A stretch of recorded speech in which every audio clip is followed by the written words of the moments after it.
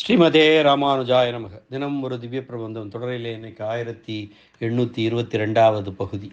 திருமங்கை ஆழ்வார் அருளிய பெரிய திருமொழி, அதனை அனுபவித்து வருகிறோம். அதிலே 9ஆம் பத்தின் நிறைவு திருமொழி, திருக்கோட்டியூர் எனும் திருக்கோஷ்டியூர் என்று சொல்லப்படக்கூடிய திருக்கோட்டியூர் எனும் திவ்ய தேசத்தை மங்களாசாசனம் செய்யக்கூடிய 10ஆம் திருமொழி.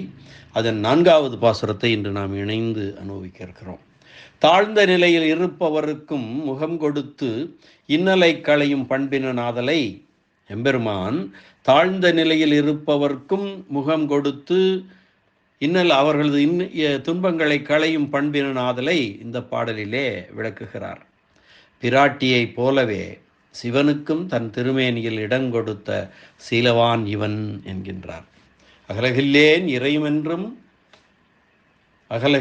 இறையுமென்று எம்பெருமான் திருமேனியிலே மார்பிலேயே இருக்கிறாள் அல்லவா திருமாமகள். அதுபோலவே சிவனுக்கும் தன் திருமேனியிலே இடம் கொடுத்த சீலவான் இவன் என்கிறார். பாசுரத்தை பார்க்கலாம். ஏறும் ஏரி இலங்கும் ஒன் மழுப்பற்றும் ஈசர்க்கு இயைந்து. ஏறும் ஏரி இலங்கும் ஒன் மழுப்பற்றும் ஈசர்க்கு இசைந்து. ஏறும் ஏரி, காலையிலும் ஏரி, இலங்கும் ஒன் மழு என்னும் ஆயுதத்தையும் பற்றக்கூடிய ஈசர்க்கு இசைந்து. உடம்பில் ஓர் கூறுதான் கொடுத்தான், தன் உடம்பிலே ஒரு இடத்தை தான் கொடுத்தான். குலமா மகட்கு இனியான், திருமகளுக்கு மிகவும் இனியவன். நாறு செண்பகம் மல்லிகை மலர் புல்கி இன் இளவண்டு நல் நாரும் தேரல் வாய்மடுக்கும் திருக்கோட்டியூரானே என்பதுதான் இன்றைய பாசுரமாகும். ஏறும் ஏரி இலங்கும் ஒன் மழுப்பற்றும் ஈசர்க்கு இசைந்து. உடம்பில் ஒரு கூறுதான் கொடுத்தான், குலமா மகட்கு இனியான். நாறு செண்பகம் மல்லிகை மலர் புல்கி இன் இளவண்டு நல் நரும் தேரல் வாய்மடுக்கும் திருக்கோட்டியூரானே. இந்த பாசுரத்திற்கான பதவுரை பார்க்கலாம். ஏறும் ஏரி, காளை மீதும் ஏரி, இலங்கும் ஒன்மழுப்பற்றும் ஒளி வீசக்கூடிய மழுவினை கையிலே ஏந்திய பற்றும் ஈசர்க்கு இசைந்து. அந்த உருத்திரனிடம் திருவுள்ளம் இசைந்து உடம்பில் ஓர் கூறுதான் கொடுத்தான். தன்னுடைய உடம்பிலே தன்னுடைய திருமேனியின் ஒரு பகுதியை கொடுத்தவனாய் பெரிய பிராட்டியாருக்கு இனியனான எம்பெருமான். உடம்பில் ஓர் கூறுதான் கொடுத்தான், குலமாமகட்கு இனியான், பெரிய பிராட்டியாருக்கு இனியனான எம்பெருமான். நாறு செண்பகம் மல்லிகை மலர் புல்கி, நறுமணம் கமலக்கூடிய சண்பக பூக்களையும் மல்லிகை பூக்களையும் தழுவி. நாறு செண்பகம் மல்லிகை மலர் புல்கி இன் இளவண்டு நல் நரும் தேரல் வாய்மடுக்கும். அந்த பூக்களிலே தழுவி இனிய இளவண்டுகள் நல்ல நறிய இனிய தேனை நுகரக்கூடிய வண்டுகள் நுகரக்கூடிய அவ்வளவு செழிப்பு வாய்ந்தது என்பதை குறிக்கிறார். அப்படிப்பட்ட திருக்கோட்டியூரில் உள்ளான்.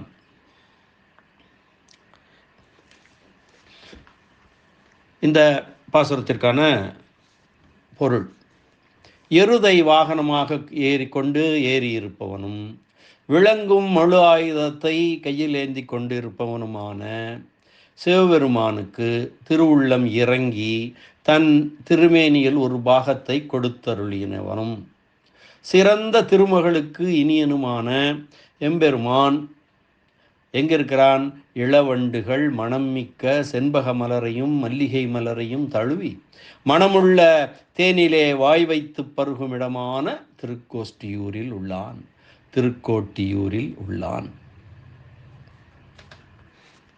வண்டுகள் நறுமணம் மிக்க செண்பக மலர்களையும் மல்லிகை மலர்களையும் தழுவி அவற்றால் வந்த வெப்பம் மாறுவதற்காகவே தேனிலே வாய் வைக்கின்றனவாம் திருக்கோட்டியூரிலே. எப்படி பார்த்தீர்களா? வண்டுகள் நறுமணமிக்க செண்பக மலர்களையும் மல்லிகை மலர்களையும் தழுவி அவற்றால் வந்த வெப்பம், அது ஆறுவதற்காக தேனிலே வாய் வைக்கின்றன என்று கற்பனை செய்து சொல்லுகிறார் ஆழ்வார். நயமான ஒரு கற்பனை அல்லவா? அன்பே வடிவான பிராட்டியோடு வாசியற, அதாவது வேறுபட்ட வாசியற என்றால் வேறுபட்ட, பிராட்டியை விட வேறுபட்ட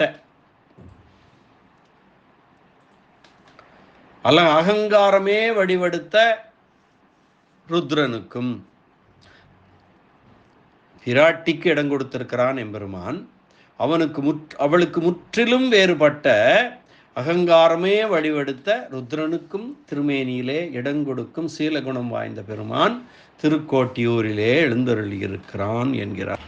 எம்பெருமானுடைய வாகனமோ வேத சுரூபியாக சொல்லப்பட்ட பெரிய திருவடி என்னும் கருடாழ்வான். அரனுடைய வாகனமோ அடா மாடே என்று மூர்க்கரை நிந்திப்பதற்கு உதாரணமாக சொல்லப்படுகிற எருது. எம்பெருமானுடைய திவ்ய ஆயுதமோ அருளார் திருச்சக்கரம் என்று புகழ் பெற்று உலகங்களையெல்லாம் பாதுகாக்கும்படியாக இருக்கக்கூடிய சக்கரப்படை. அரணது ஆயுதமோ அவனது கொலை தொழிலுக்கு ஏற்ற மழு. அப்படிப்பட்டவனுக்கும் இசைந்து உடம்பிலே ஒரு கூறுதான் கொடுத்தான். இந்த இரண்டையும் தான் இந்த பாசுரத்திலே சொல்லப்பட்டிருக்கிறது.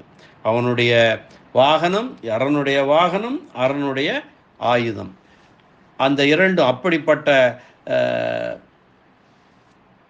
அரனுக்கும் ருத்ரனுக்கும் தன் உடம்பிலே ஒரு கூறுதான் கொடுத்தான். ஆபத்துக்களிலே திருமேனியிலே இடம் கொடுத்தருள்வது சிறந்த குணமாகையாலே ஆழ்வார்கள் இதை நித்தியமாக அருளி செய்வார்கள். குலமா மகட்கு இனியான்.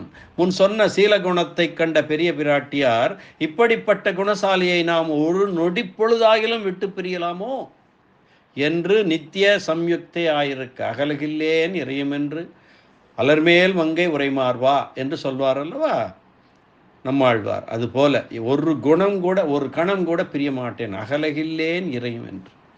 இப்படிப்பட்ட குணசாலியை நாம், அதாவது தன்னை விட தாழ்ந்தவனுக்கும் தனக்கு நிகரில்லாதவனுக்கும் தன்னுடைய உடம்பிலே இடம் கொடுத்தான். தன்னுடைய மனம் கமர்ந்த திருமகளுக்கு இடம் கொடுத்திருக்கிறான். அதே போல ருத்ரனுக்கும் இடம் கொடுத்திருக்கிறான். இப்படிப்பட்ட குணசாலியை நாம் ஒரு நொடி பொழுதாகிலும் விட்டு பிரியலாமோ என்று நித்திய சம்யுக்தியாய் இருக்க அவளுக்கு தன்னுடைய யோக்கியதையெல்லாம் முழுவதுமாக அனுபவிக்க தருவன் இவன்.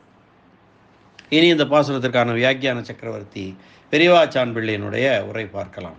ஏறும் ஏறி இலங்கும் ஒன் மழுப்பற்றும் ஈசற்கு இசைந்து உடம்பில் ஓர் கூறுதான் கொடுத்தான்.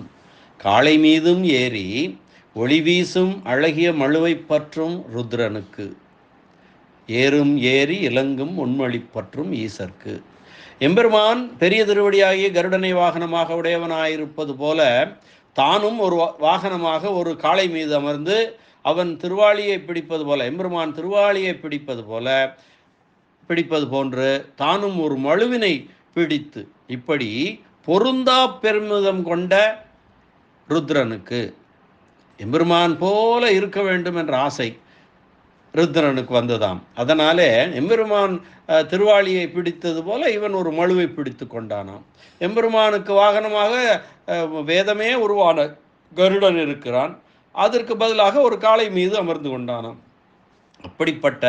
அப்படி பண்ணிக்கொண்டு ஒரு பொருந்தா பெருமிதம் கொண்ட ருத்ரனுக்கு அவனுடைய தவறான செருக்கினை கண்டும் அவனை அலட்சியம் செய்யாமல் விரும்பி தன் திருமேனியிலே அவனுக்கு ஒரு பகுதியை கொடுத்தவன் என்று வியாக்கியான சக்கரவர்த்தி உரை கூறுகிறார்.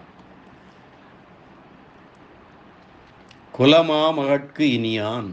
பெரிய பிராட்டியாருக்கு ஒப்ப பித்தர் பனிமலர் போல் பாவைக்கு என்றபடியே, பெரிய பிராட்டியாருக்கு ஒப்ப பித்தர் பனிமலர் மேல் பாவைக்கு என்கிறபடியே ருத்ரனுக்கும் தன் திருமேனியிலே இடம் கொடுத்தவன். குலமா மகட்கு இனியான்.